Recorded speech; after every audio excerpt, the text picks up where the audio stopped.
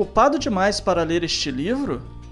Esta é a pergunta que vem logo na contracapa desta obra, que em 208 páginas defende a ideia de que a produtividade de uma pessoa se mede pela qualidade de seus resultados, e não pela quantidade de itens ticados em sua lista de tarefas.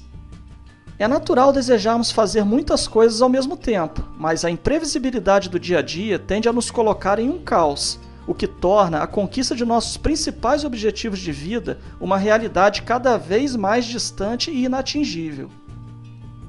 O livro A Única Coisa, ao abordar esse tema, utiliza estudos e exemplos para sustentar a convincente teoria de que se você realmente deseja ser bem-sucedido em determinado campo, deverá focar todos os seus esforços exclusivamente ali, neste mesmo campo, mesmo que para isso você precise abrir mão de outras coisas em sua vida.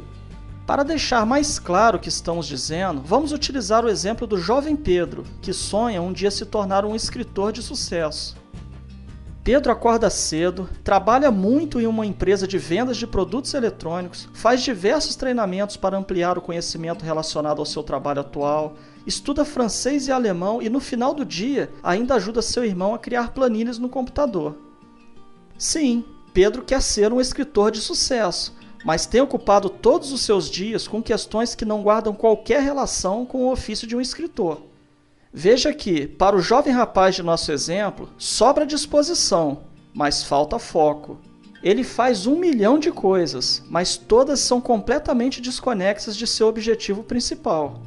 Para se tornar um escritor bem-sucedido, Pedro deveria incluir em sua rotina tarefas que o permitissem aperfeiçoar aquelas características consideradas básicas para quem almeja trabalhar com a escrita. Um simples exemplo seria criar a rotina de escrever diariamente por algumas horas, seguindo um determinado padrão, e assim construir um hábito que de fato o auxiliará na caminhada rumo à sua primeira obra.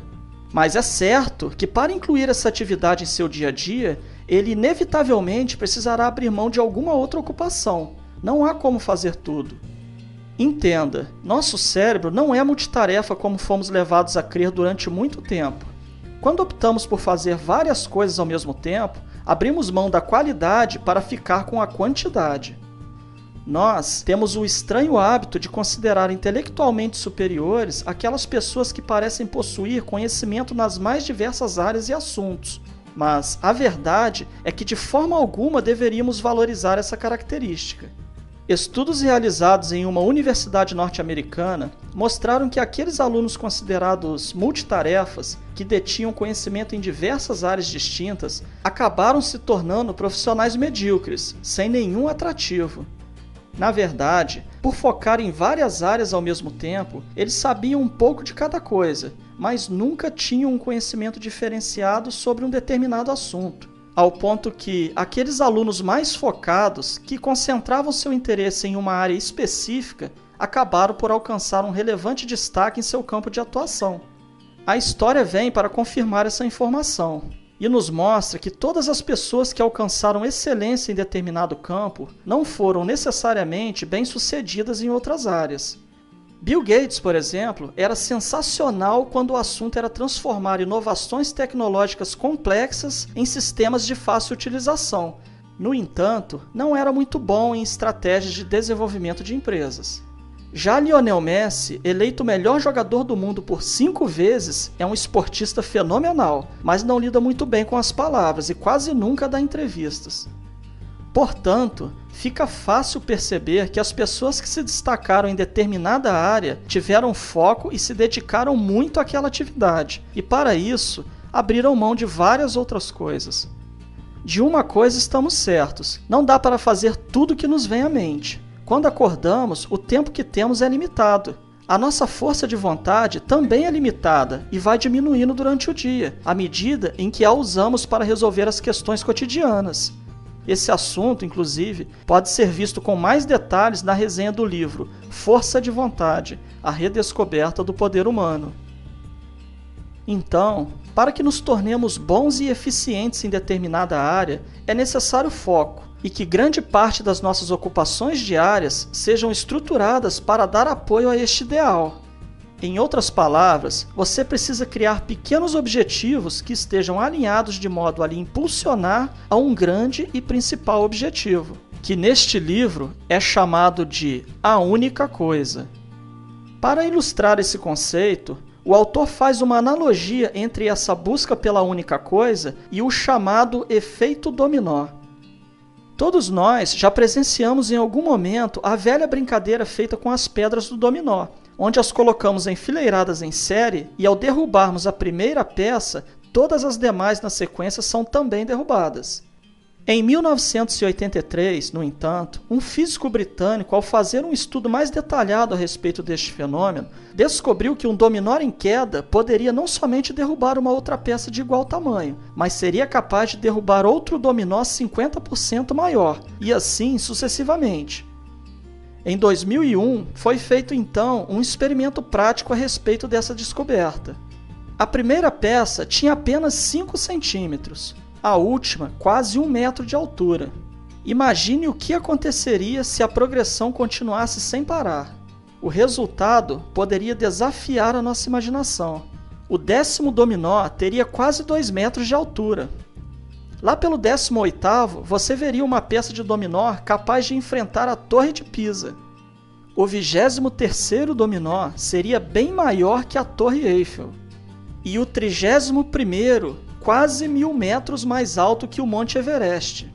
E o 57º cobriria praticamente a distância entre a Terra e a Lua. Percebeu o ensinamento guardado no efeito dominó? Quando temos um grande objetivo em mente, devemos criar etapas menores e sucessivas, alinhadas a esse grande objetivo, e ir então superando essas etapas, uma a uma. De início, o caminho pode parecer imenso, e realmente é, mas ao derrubarmos o primeiro obstáculo, automaticamente os demais também começarão a ficar pelo caminho. Para mapear essas pequenas etapas que nos levarão ao grande objetivo, precisamos entender que muitas outras coisas obrigatoriamente terão que ser colocadas em segundo plano. É uma questão de priorização. Não significa dizer que você deverá abrir mão completamente de tudo aquilo que não possui relação com seu objetivo maior, mas sim que você precisará priorizar em sua vida aquelas atividades que de fato farão a diferença rumo à sua grande coisa. Neste momento, será preciso muita sabedoria para distinguir o útil do inútil. O psicólogo William James resumiu essa questão em poucas palavras quando disse: "A arte de ser sábio é a arte de saber do que se descuidar." A saúde, por exemplo, é algo que você jamais poderá colocar em segundo plano. Maus hábitos de saúde trazem risco para a vida e impossibilitam a realização de seus objetivos. Quando a saúde não vai bem, o resto não pode ser realizado. Estar saudável é essencial para que possamos obter alta performance na vida, de modo a exercitar a criatividade, usufruir de uma boa memorização, entre outras coisas. A falta de habilidade para dizer não é outro obstáculo que poderá prejudicar sua caminhada rumo ao seu grande objetivo. Entenda, cada vez que você diz sim para alguém, poderá estar dizendo não para você mesmo. Não se trata de viver uma vida individualista, dizendo não a todas as pessoas, mas saber o momento certo de dizê-lo é fundamental. A explicação é simples. A matéria-prima principal para alcançarmos nossos objetivos é o tempo, que é limitado. Dessa forma, se você usa seu tempo para realizar aquelas tarefas que são de interesse das outras pessoas, obviamente não lhe sobrará tempo para realizar as suas. Os ambientes que você costuma frequentar também influenciam positiva ou negativamente na busca de seus objetivos. O bom ambiente é fundamental para o seu desenvolvimento. É importante termos ao nosso redor pessoas que nos apoiam em nossas escolhas. Uma crítica mal colocada, por exemplo, poderá até mesmo silenciar um grande talento em potencial. Portanto, identifique hoje o que você sonha para a sua vida e passe a estruturar a sua rotina, incluindo pequenas atividades que servirão de base para que você possa ir em busca desse sonho. Aprenda a dizer não quando for necessário. Cerque-se de pessoas que lhe apoiam em seus objetivos, por mais utópicos que possam parecer. Livre-se dos paradigmas paralisantes e vá em frente. Derrube a primeira pedra do dominó e nada mais será capaz de o impedir de alcançar a sua única coisa.